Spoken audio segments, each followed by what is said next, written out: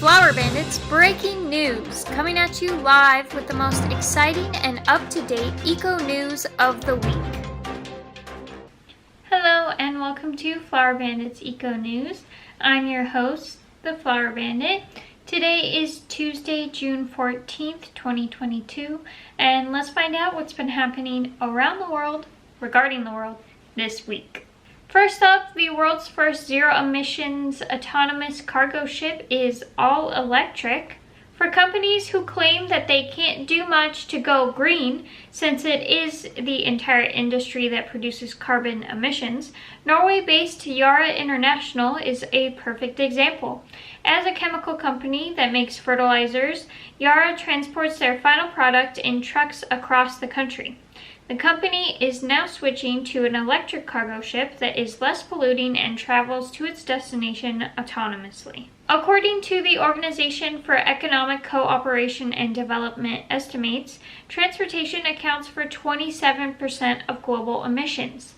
Powered by fossil fuels, road-based transportation contributes to 80% of these emissions, and therefore countries are aggressively pushing for the electrification of vehicles. So this is a great step forward. It's really important to go right to the source. So these big companies, what they're creating in their emissions, to cut down on that and get them to switch over to electric vehicles to pollute less, because the normal population can do all that they can. So switching to an electric personal vehicle, all of those things. But what's really going to make the big changes is seeing these corporations taking the steps to become more climate friendly and create less pollution.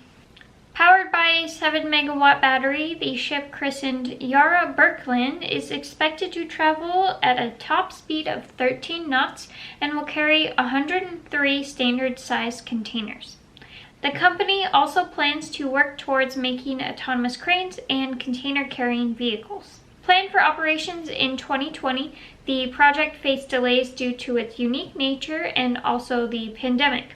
But the company told CNN that it expects the ship to set sail later this year. Ethiopia planted 350 million trees in just 12 hours, and now they're aiming even higher. In July 2019, officials announced that over 350 million trees had been planted in Ethiopia within a 12-hour period, potentially breaking India's record of 50 million trees planted in a single day, which had stood since 2016, as BBC reported. Prime Minister Abiy Ahmed is at the forefront of the project, the Green Legacy Initiative, aiming to curb and counter the negative impact of deforestation and climate change in the drought-prone nation. In May 2021, Prime Minister Abiy Ahmed launched the 2021 edition of the Green Legacy Initiative. The project will continue full force until September and October. The country aims to plant 6 billion seedlings during the forthcoming rainy season. According to the officials, over 10 billion trees were planted in the first 2 years of the project, and the aim is to plant 20 billion indigenous trees by 2022.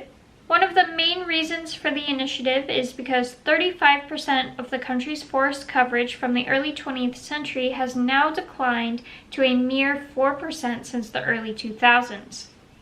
Restoring Ethiopia's green cover is crucial for preventing erosion and pollution, reducing conflicts stemming from environmental degradation and natural resource depletion, and supporting its agricultural sector and economy. The campaign is definitely a positive step forward. Moreover, the Ethiopian government intends to expand its initiative to a regional effort to make Africa a greener place. This year, another 1 billion seedlings will be shipped to its neighboring nations. Fantastic giant tortoise, believed extinct, was found alive in the Galapagos. A tortoise from a Galapagos species long believed extinct has been found alive and now confirmed to be a living member of the species. The tortoise, named Fernanda after her Fernandina Island home, is the first of her species identified in more than a century. The Fernandina Island Galapagos giant tortoise was known only from a single specimen, collected in 1906. The discovery in 2019 of a female tortoise living in Fernandina Island provided the opportunity to determine if the species lives on. When Fernanda was discovered, many ecologists doubted that she was actually a native tortoise. She lacks the striking saddleback flaring of the male historical specimen, though scientists speculated that her obviously stunted growth may have distorted her features. Tortoises can't swim from one island to another, but they do float, and they can be carried from one Galapagos island to another during hurricanes or other major storms. There are also historical records of seafarers moving the tortoises between islands. Quote, "We saw, honestly, to my surprise, that Fernanda was very similar to one they had found on the island more than 100 years ago, and both of those were very different from all of the other island's tortoises," end quote, said Gagran, who conducted the analysis after arriving at the university in February 2021. Scientists estimate that Fernanda is well over 50 years old, but she is small, possibly because the limited vegetation stunted her growth. Encouragingly, recent tracks and scat of at least 2 or 3 other tortoises were found during other recent expeditions on the island.